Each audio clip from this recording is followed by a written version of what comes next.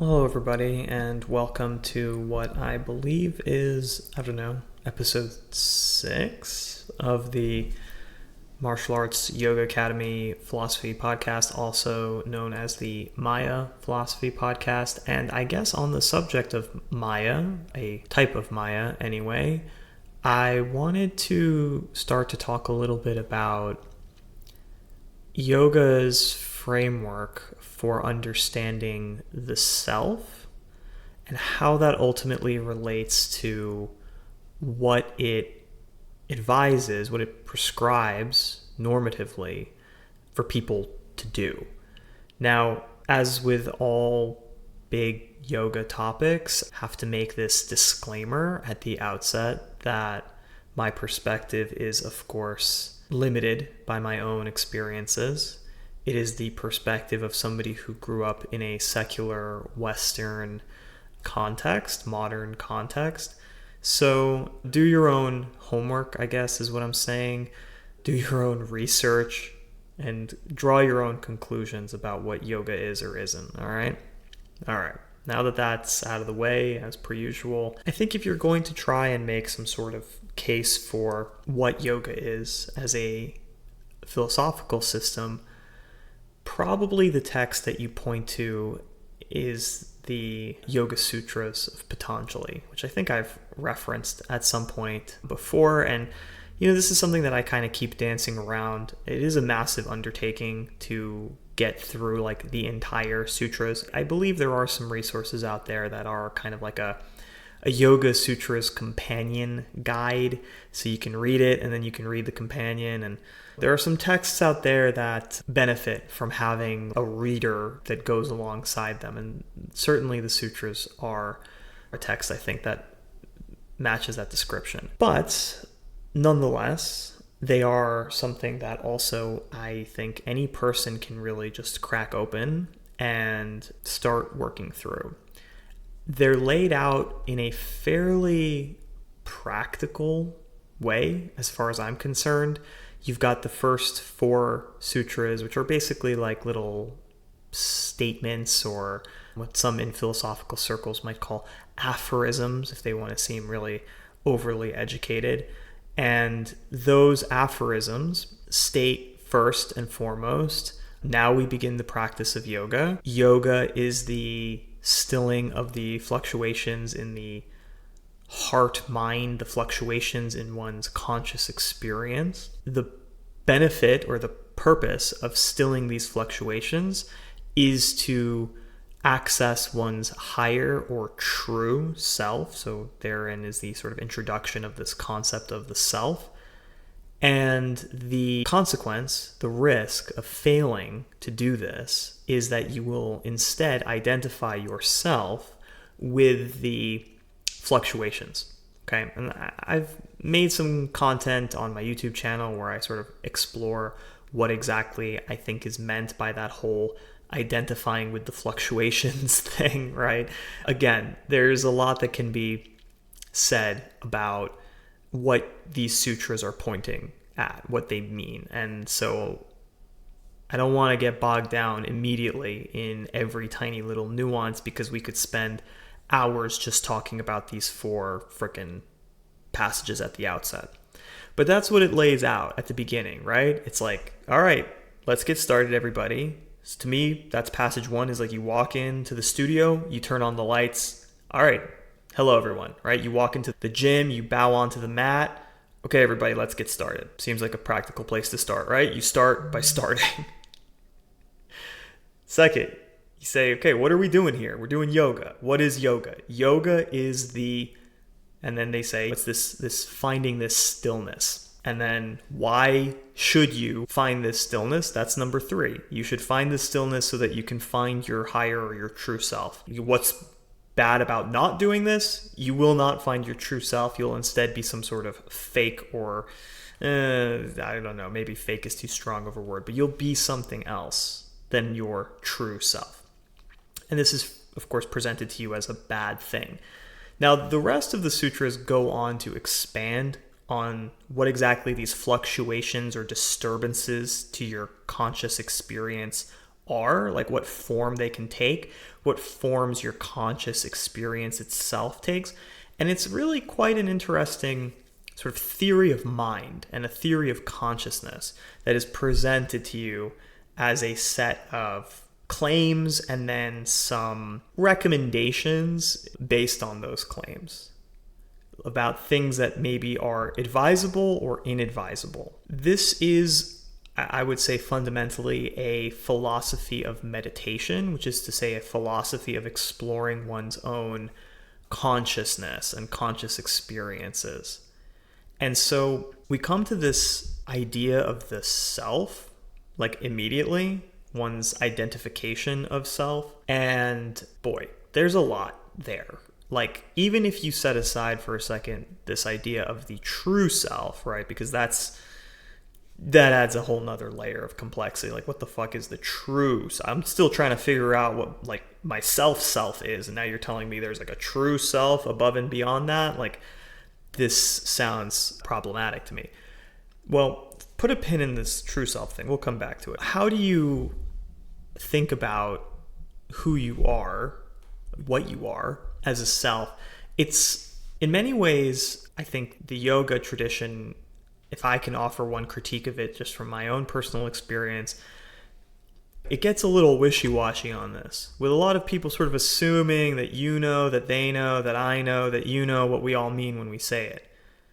But nobody ever actually has to like put forward a definition, because if they tried to, they might find it incredibly difficult. So let's try. Let's try to talk about it and do the best that we can. And if we come up short, it's still an opportunity to flex these muscles a little bit and drill some technique, if you will, on this particular philosophical concept. So maybe the most practical place to start when you think what is the self is to begin with a word, a very simple word, which is the word I. I, referring to the speaker, referring to my individual subjective experience of being. Like I, right? That's my consciousness asserting its identity as a thing. But maybe that's a little too imprecise. And so we also include within the orbit of the word I, this other word am, I am. In some sense, that am is redundant, because if you can make the statement I, if there is such a thing as a consciousness or a sentience that can say I, then the am is kind of implied by the capacity to manifest the concept I. This is a restatement of, I think, Descartes' cogito ergo sum, right? I think, therefore I am. So amming, or amness, if you will, follows from I-ness. Amness is implied by I-ness. You still with me? You're maybe thinking to yourself, dude, I need at least like 2 more bong rips before I can entertain what the fuck we're like. I'm just trying to get my taxes done right now, dude. Like, what are you talking about? All right, bear with me, okay? Please, just bear with me, because hopefully we're getting somewhere. We're going to end up somewhere practical and actually applicable with all of this. It's always the goal with yoga philosophy, is can we arrive at a conclusion that is like materially helpful to me in the present moment in my actual living conditions. That's my goal here anyway. So I am, but then am is interesting because it also begins to imply its own little satellites that orbit around the concept of amness. I am, and now what words do you pick to begin structuring your identity? I am a man. I am an American. I had this disclaimer at the beginning, right? Where I said, just so you guys know, before I get into all this yoga stuff, just remember I am a Western educated, secular, yada yada.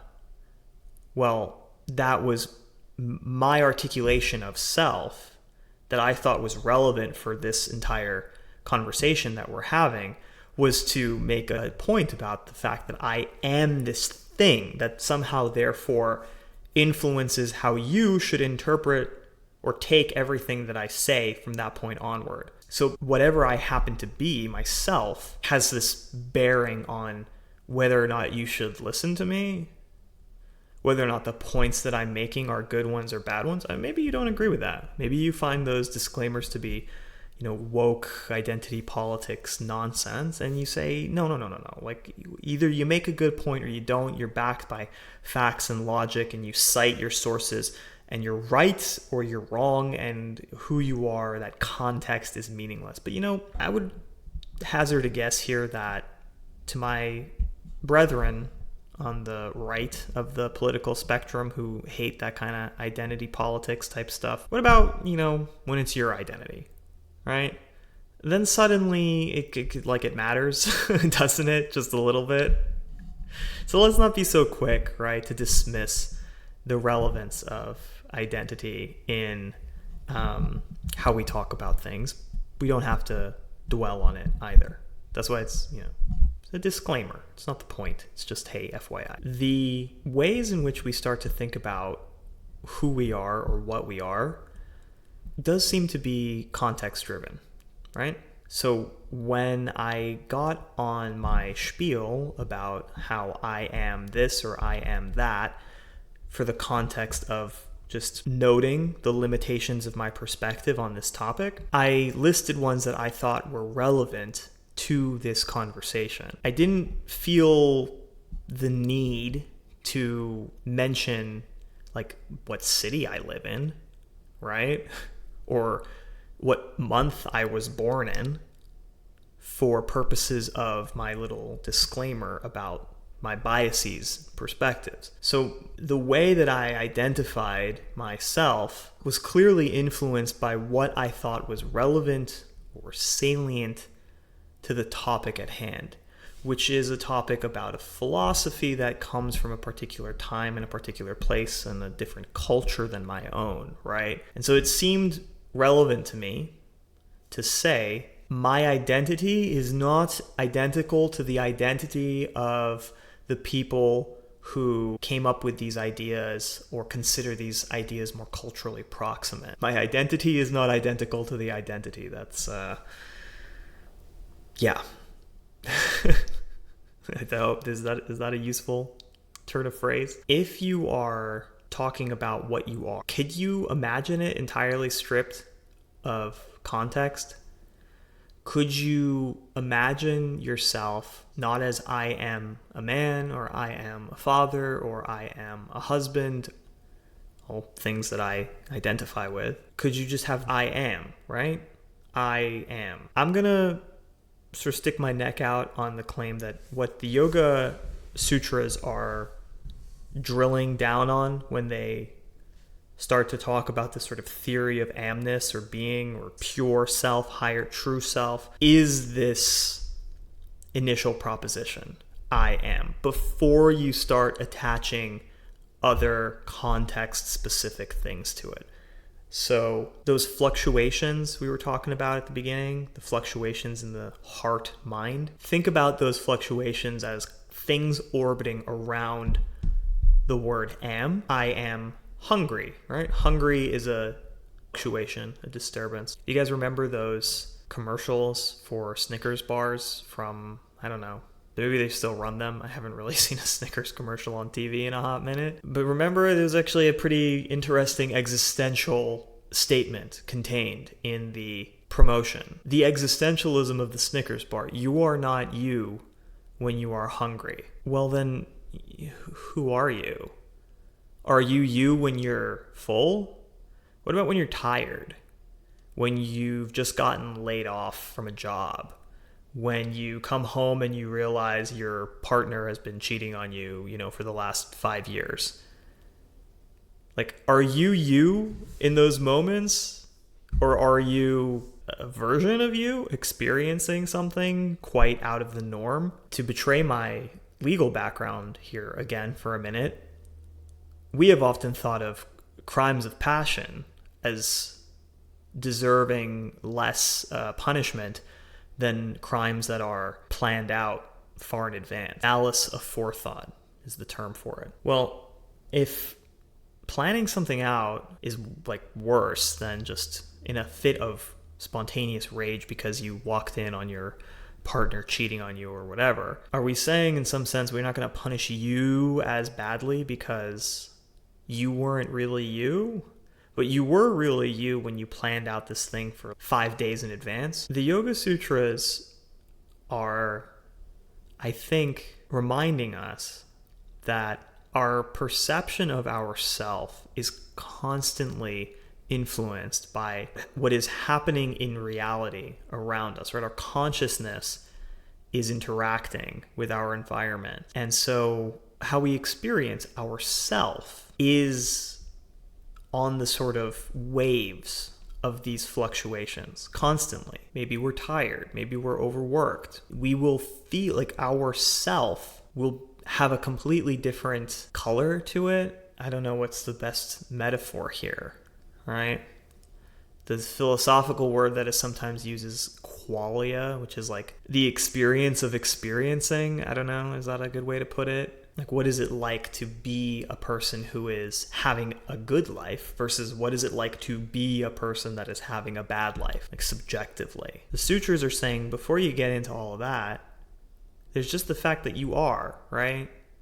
And so there is this sort of higher order or source consciousness that just is until it is filtered through some sort of prism into the particular manifestation that it inhabits at any given moment. I hope I'm not losing you guys. I think about it sometimes as like the source consciousness is that original white light, and then, you get the Pink Floyd cover here, right? You shine that light into the prism, and then it splits into the rainbow. And so there's like this pure consciousness, and then the prism is the circumstances, the intricacies of your particular experience as a living thing in the moment that you find yourself. And then the colors and the rainbow that is sort of cast by that prism, the kaleidoscope, if you will, that is all of the different things that that consciousness can be and experience and manifest as, right? Given those conditions. What is the utility of thinking about self in this way, right? Have you ever thought about your own life as though it was a video game character that you were playing? I have a hunch that people who grow up playing video games where you can create characters, develop those characters, put them into novel situations, right? The RPG, role-playing game. People who grew up with this as a medium that was very available to them have just a natural ability to be a little bit more flexible with this type of thinking than generations that didn't. I don't know if this has ever been tested in any sense. Perhaps it has, but kids who grew up with video games relative to, let's say, our grandparents or great-grandparents who didn't have that as a medium, I mean, they could read books and sort of cast themselves into those novels, but the ability to really like move a little guy around on a screen from the third person who is not you, but you are playing as them. Well, perhaps it's just a hop, skip, and a jump from that to imagining your life as a kind of role-playing game that you're playing. Now, I wouldn't get too carried away with this. Like, if you want to decide that your character isn't going to, pay their taxes anymore, then like your character is going to go to prison and you're going to be stuck in that level, the prison level, for quite a while, my dude. So, maybe don't make that choice with that character. Like, I don't want to diminish the significance of events in people's life or cheapen them by likening it to a video game. Okay? As if like the birth of your child is like, oh, achievement unlocked, had a baby. Like, I can understand why some people would be reflexively put off by that way of thinking about their own life. What I'm trying to say more is that could you imagine the choices and the decisions that you're making as being made by an observer. So there is a you, a real you, with real values, beliefs, and aspirations and all those things, who is like piloting your body like a suit. Now we're getting into some mind-body dualism here, perhaps. Right? Maybe you've seen some Gundam type stuff of a guy inside of like a mech robot piloting it. And so what if you is this pilot on the inside, and the external manifestation of that pilot, that's just the suit that is being worn into battle with existence, in my case. I do think this is an interesting and, dare I say, useful exercise. Perhaps from a certain point of view, it's dissociative. I don't know if that's the right term, but you're dissociating from like what you are, who you are, from your sort of just conscious experience as the observer of what is happening. This is what a lot of people experience when they meditate. And again, yoga is a philosophy of meditation, in my opinion. So yoga is basically saying, yeah, you should do that dissociation thing from time to time, maybe even like on a daily basis, so that you can remember that there is this prism of white light before it was filtered through your particular experiences, that's the thing that came first. If you want to say that's what you really are, these adjectives like true self, real self, pure self, I don't love them because they make it seem like there's like a moral quality to it, right? They have a sort of an association like the better self, and I think that's a bit of a mistaken conclusion to draw from this. Maybe we'll have time to unpack that too, maybe not. But the pure self, as a reminder that there is this like initial experience of undiluted consciousness that was the precondition for the specific experience of consciousness. I'm hungry right now, I'm tired, I feel lonely. You could observe those as something that was happening to your character, but wasn't you. You could put a kind of distance between those two things. Like, why would you want to do that? Well, certainly for experiences that are unpleasant or negative, and I don't want to stray out of my lane here, but I can speak only from my personal experience with things that have happened in my own life that have been very difficult for me to process or deal with. We don't have to get into specifics. Just fill in the blanks with your own traumas here, okay? I have benefited from practicing a separation of my identity, my perception of myself with those events that occurred to me, or that I participated in, that I was a part of. Let's not strip all individual responsibility from it, right? But things that I was present for. So the Yoga Sutras, I think, were written by people who also felt this way, who recognized that there can be this benefit to saying, this thing that happened was what, okay, my character got into a fight with their wife, and you know what? They were being kind of a dick. They were being kind of insecure. So what should my character do next? I think my character should probably apologize. And I think my character should work on leveling up their security skill so that in the future they don't play the game this way. You can tether all of this to some higher order set of values, is my point. It's not about completely dissociating so that you're just this Buddha floating through the cosmos completely, like a pure consciousness, that you just remain in this state of pure consciousness. I think, and now hopefully we're getting to the practical aspect of this all, that the meditative practice, the recognition, the observation of yourself as though you are something that you are playing, that you're directing from somewhere else, you can move back and forth in this state and then back into being present. It's not my character now is embracing their child with love. It's I am embracing my child with love, right?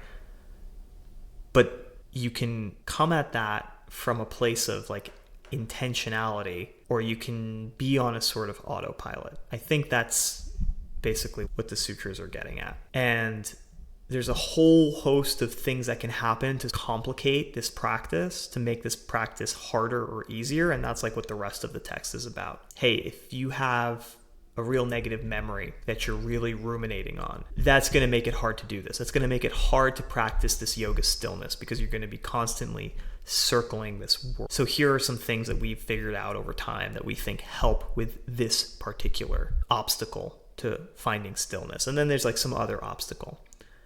One of the obstacles to finding stillness is inability to sit comfortably for prolonged periods of time and meditate, which is why yoga constructed a set of physical practices called asana. Like all that stuff that you see people doing in yoga studios is so that they can meditate. Now, that's not necessarily why all those people are doing that. A lot of people, it's like a fitness class, right? You're going to do your up dog, down dog, and you're going to keep it tight. That whole system, though, of movements and practices fundamentally comes from just people going like, dude, my back is killing me. My hips are killing me. I can't sit here for an hour and meditate. All I can think about is how much my legs hurt. And so yogis were like, oh, we should figure out ways to develop our bodies physically so that we can sit comfortably for prolonged periods of time. Or we can just be comfortable in what we're doing. Because if my body is in pain, boom, that's another fluctuation that's pulling me away from my recognition that I am not that thing. I am experiencing that thing, okay? And again, there's a little like mind-body dualism here that I guess some people will take issue with. But you could look at that physical problem as something separate from the self, and then you could apply to it a kind of methodology of, okay, I don't want my character to be playing that anymore. I need my character to be physically in better form. Level up their flexibility skill tree. And then you get into your systems for how to do that. I look at it as a problem-solving tool, and I think that a lot of people would describe it similarly. Observing yourself as something outside of the contingent factors, the accidents of your birth, right? Just observing like this presence, this state of being. You can use this tool to then reflect on specific manifestations of yourself and ask, okay, is this really aligned with what I want out of my life, out of my time here on earth? Now, how do we determine what we should apply ourselves to? How do we actually use this awareness or tool once we have developed an ability to have it? I think that's going to be the topic of maybe our next episode, because this is where the martial artist part of the martial arts yoga philosophy, I think, starts for me to come together. It's not enough to just practice stillness as far as I'm concerned. It's also about recognizing, like, what is this stillness really for? What virtues am I trying to apply it to? Am I trying to cultivate with my ability to do this? So that's what we'll talk about next time. Thanks for being with me. I know these topics can get a little scatterbrained. Hopefully this came across in a sufficiently coherent way. Until next time, stay safe, stay alive. Namaste.